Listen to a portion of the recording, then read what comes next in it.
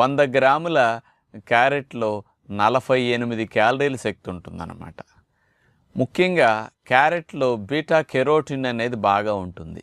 ఇది మన శరీరం లోపలికి ముఖ్యంగా లివర్లోకి వెళ్ళిన తర్వాత విటమిన్ ఏగా కన్వర్ట్ అవుతుంది. ఈ క్యారెట్స్లో ఉండే బీటా కెరోటిన్ అనేది యాంటీ ఆక్సిడెంట్ లాగా ఉపయోగపడుతుంది. అంటే యాంటీ ఆక్సిడెంట్ అంటే మన కణజాలం జబ్బులు బారిన పడకుండా రక్షించడానికి బీటా కెరోటిన్ అనేది ఉపయోగపడుతుంది.